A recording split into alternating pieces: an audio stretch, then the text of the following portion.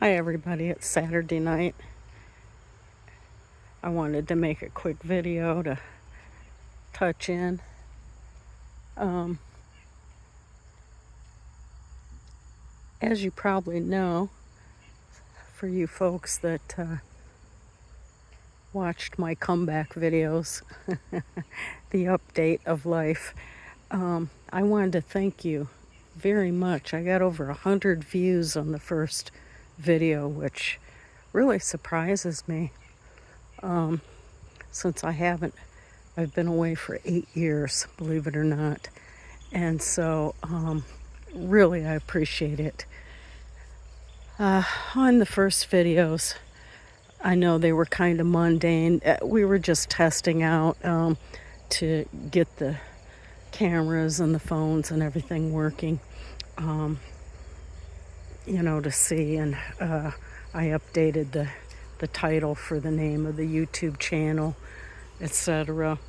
And it all went pretty well. I basically focused on the cats, and you guys, I hope you're not, I'm just like a bona fide cat lady. I love my cats. I rescued them from the old neighborhood, and that's basically it. I've had them for a long time, and they're good old boys, so I take care of them. It costs a ton of money, as you all know, whoever has pets, but we got to do what we got to do. Anyway, in those comeback videos, I did not mention anything on the topic of the channel, which is cryptozoology. As you probably know, if you ever watched any of my earlier videos, which there were only a few, in the old neighborhood, things were so active. Footprints in front of my house and my front yard. I mean, like 3 feet from my front door, and in the mud, like every day, different types, Bigfoot and Dogman prints, which I will upload. I tried to upload, I found 3 of them on my old phone, but it didn't send over yet. Tomorrow I will be uploading some of the still photographs that I took from the old house, and you'll see how seriously present they were. I lived in the house almost 20 years there, and I don't know if everyone was aware, but the house itself was in the middle of what they call the Newark earthworks, which are prehistoric mounds from the mound builder period, built around the time of Christ. So that gives you some kind of a time marker. The mounds in Newark are not burial mounds per se.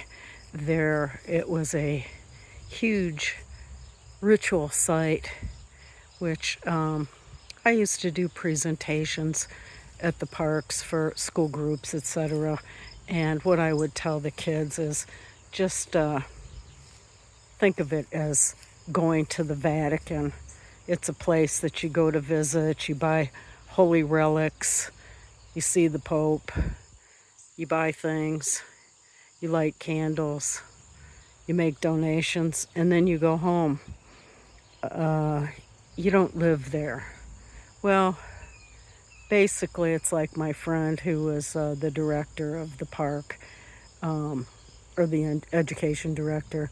She told me, you want to visit, but you don't want to live there. And how true. I had some really harrowing times there, to where, it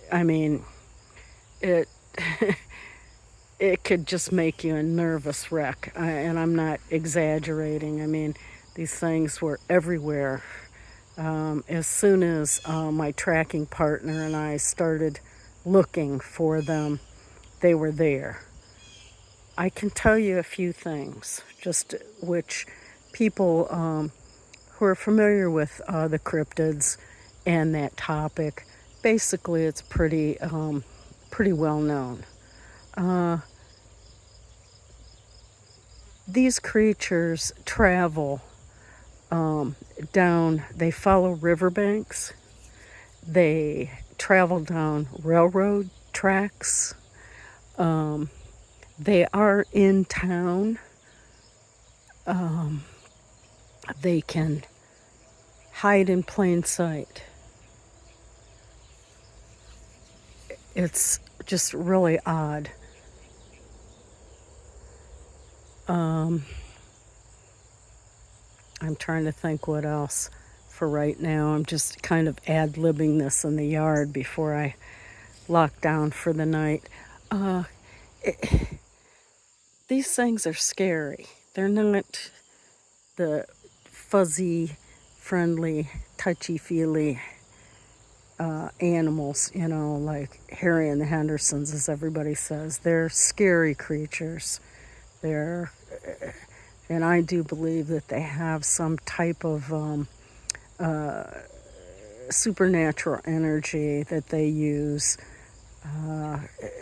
that's that they can hide themselves, that they can cause with infrasound, they can cause damage to you, they can make you just absolutely frozen by this, and they could probably kill you from it, because I've heard on many of the good old boy channels, the fellows that live in the country or they're serious hunters, that they had experienced this infrasound, and they were when urinating blood, and so from the vibration. So if they can cause that, they could surely stop your heart. I mean, I have no question in my mind about that.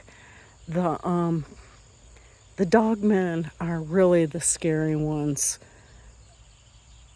They're just, there's just no two ways about their personalities or their beings. They're killing machines.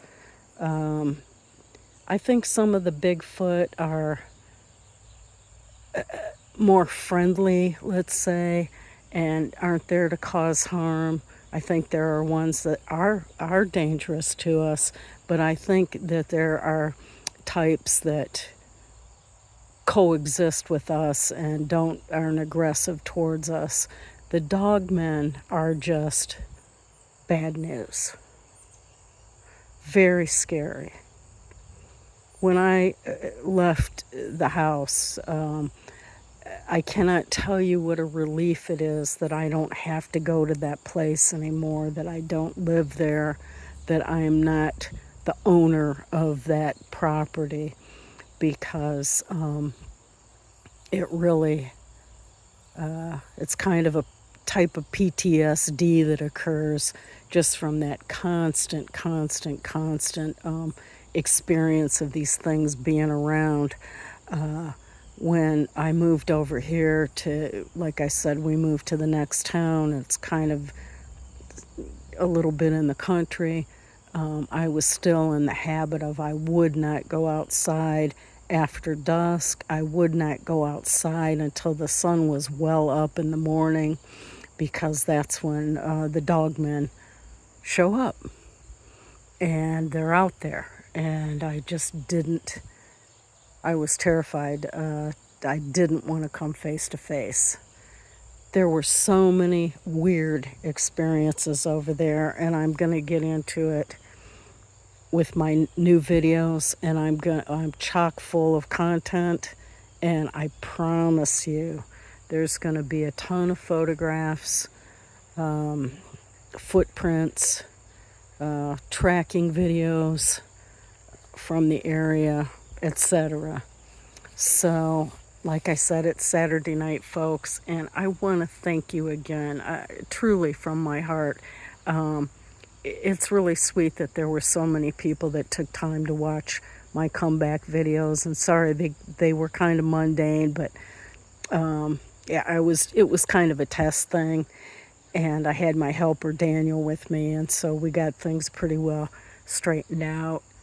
So I have tomorrow I'm going to work on the photographs. I have all these memory sticks and stuff that where everything, all the digital photographs are saved, and I'll start sorting those out. I promise, hopefully, I'm going to try to upload some photographs tomorrow of just some still photographs of footprints. Just so you know I'm not fooling around. I've got so many stories. There's other related stories too. I seem to attract these things, all kinds of weird activity. I've had UFO sightings in different towns in Toledo, Ohio, where I live. That's where I'm from originally. And also, I had some experiences in Miami Beach, Florida in the early 70s where I lived on the beach. Just, there's a whole range of stories, but it's all kind of related. They're cryptids, but there's a lot of other parapsychology or UFO activity, etc. So, geez, thanks a lot. I hope you hang in there with me. Tell your friends. I'm trying to, now I want to try and build the channel and get a lot of followers, because this is going to be my thing now. I have time to devote to this where I didn't before, and I was just too nervous to get it together. When you're in that state of mind, it's difficult. It's difficult to have continuity for a YouTube channel, but I've got the stories. Okay, folks, I'm going to sign off for tonight. This is Eve from Strange, Ohio, and I'll see you tomorrow.